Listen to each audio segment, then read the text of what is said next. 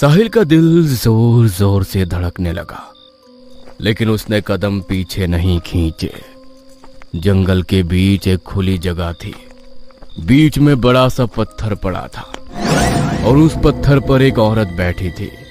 खुले बाल, सफेद कपड़े, चेहरे पर अजीब सी थकान।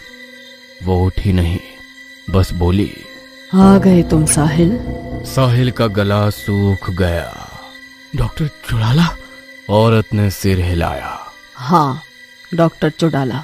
डॉक्टर चुड़ाला नहीं साहिल, मेरी हत्यारिन। नताशा उसके पीछे आकर खड़ी हो गई। उसके होठ कांप रहे थे। क्या तुम्हारी हत्यारिन?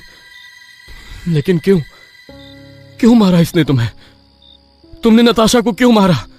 चुड़ाला, उसने तुम्हारा क्या बिगाड़ा था?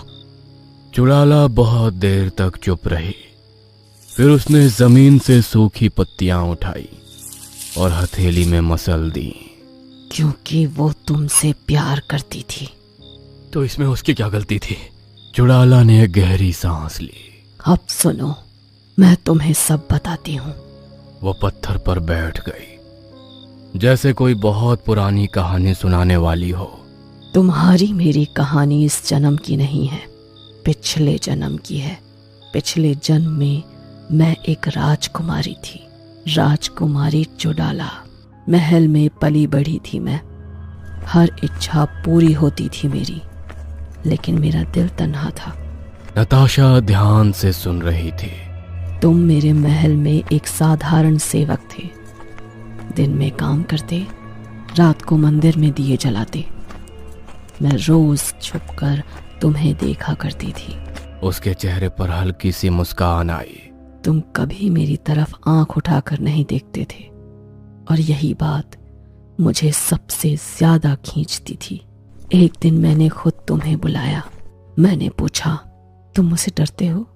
और तुमने कहा था, नहीं राजकुमारी, मैं आपसे प्यार करता हूं और प्यार करने वाले डरते नहीं। नताशा की सिसकी निकल गई।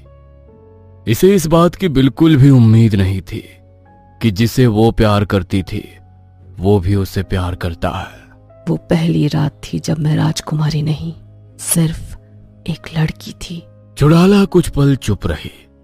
उसकी आंखें जंगल की जमीन पर जमी हुई थी, जैसे वहां उसे अपना पूरा अतीत दिख रहा हो। फिर उसने भारी आवाज में बोलना शुरू किया।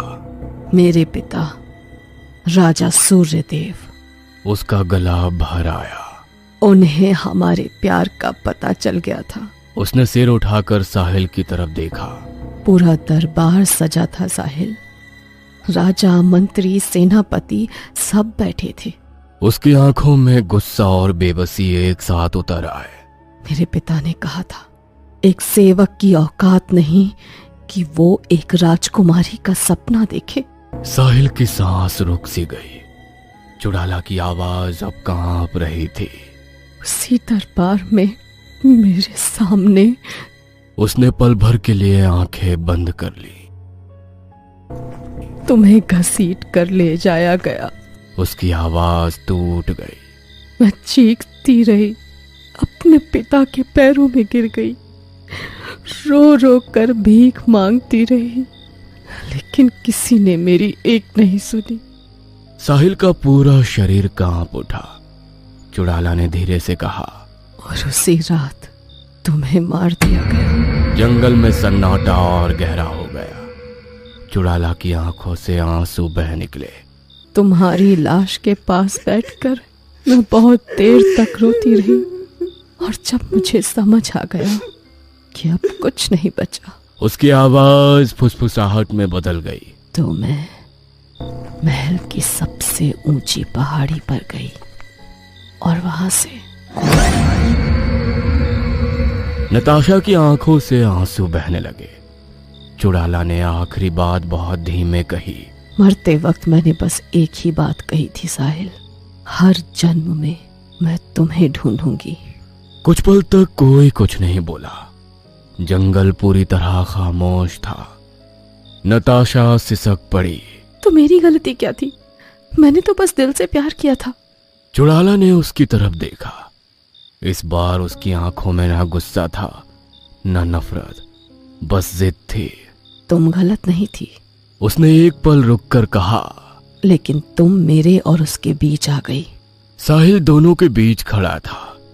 एक तरफ जन्मों से चला आ रहा जिद और पागलपन भरा प्यार, दूसरी तरफ इस जन्म का सच्चा, मासूम, बेदाग रिश्ता। और अब फैसला साहिल को करना था। जंगल में गहरी खामोशी थी। पेड़ों के पत्ते भी जैसे सांस रोककर खड़े थे। साहिल बहुत देर तक कुछ नहीं बोला। उसकी आंखें कभी नताशा की तरफ जाती, कभी चुड़ाला की तरफ। दोनों के चेहरों पर दर्द था, लेकिन दर्द की वजह अलग अलग थी। साहिल ने धीरे से नताशा की तरफ देखा। उसकी आंखों में आंसू थे, लेकिन फिर भी वो साहिल को ही देख रही थी, जैसे आखिरी बार। साहिल की आवाज कांप गई। नताशा, तुमने मुझसे कभी कुछ नहीं मांगा, ना जिंदगी, ना वादा, ना कोई हक। उसने गहरी सांस ली। बस प्यार किया, चुपचाप, बिना किसी शर्त के। फिर साहिल ने चुड़ाला की तरफ देखा। इस बार उसकी आंखों में डर नहीं था, सिर्फ सच्चाई थी। तुम कहती हो तुम मुझसे प्यार करती थी, मान लिया। लेकिन प्यार का मतलब यह नहीं होता कि जिसे चाहो उसे अपना बनाने के लिए किसी और की जान ले लो। चुड़ाला कुछ बोलने वाली थी, लेकिन साहिल ने हाथ उठाकर उसे रोक दिया। प्यार का मतलब होता है अपने प्रेमी को खुश देखना। उसकी आंखों से आंसू गिरने लगे। अगर तुम सच में मुझसे प्यार करती तो तुम नताशा को जिंदा रहने देती। माना वो भी मुझसे प्यार करती थी, लेकिन प्यार कोई जंग नहीं होती। उसकी आवाज भर आई। प्यार बलिदान का नाम होता है चुड़ाला, कुर्बानी का। तुमने बलिदान नहीं दिया, तुमने तो उसी की जान ले ली जिसकी मुस्कान में मेरी जिंदगी बसती थी। नताशा फूट फूट कर रो पड़ी। उसने साहिल की तरफ हाथ बढ़ाया। साहिल ने उसकी तरफ देखा और हल्की सी मुस्कान दी। वो मुस्कान जिसमें दर्द भी था और सुकून भी। मैंने तुम्हें खोया है नताशा, अब किसी और को खोने की ताकत मुझ में नहीं बची। वो धीरे धीरे पीछे हटा। चुड़ाला की आंखों में पहली बार घबराहट उतरी। तुम क्या करने जा रहे हो? साहिल ने पलटकर आखिरी बार कहा। जिस प्यार में किसी की जान चली जाए वो प्यार नहीं, वो सिर्फ जिद होती है। इतना कहकर साहिल मुड़ा और जंगल से बाहर की तरफ दौड़ पड़ा। नताशा चीखी, साहिल, साहिल रुक जाओ। लेकिन वो नहीं रुका। जंगल के बाहर सड़क थी, अंधेरी, खामोश। साहिल दौड़ते दौड़ते सड़क पर पहुंचा ही था कि धड़ाम, एक तेज रफ्तार गाड़ी ने उसे टक्कर मार दी। साहिल दूर जा गिरा। सड़क पर खून फैलने लगा। उसकी आंखें खुली थी, लेकिन अब उनमें दर्द नहीं था। दूर जंगल के किनारे नताशा गिर पड़ी और नताशा की आत्मा धीरे धीरे हवा में घुल गई। जंगल में खड़ी चुड़ाला सब देखती रही। उसके चेहरे से गुस्सा गायब हो चुका था। अब वहां सिर्फ खालीपन था। सदियों का प्यार एक पल में राख बन चुका था। और कहीं दूर सड़क के किनारे साहिल की लाश पड़ी थी।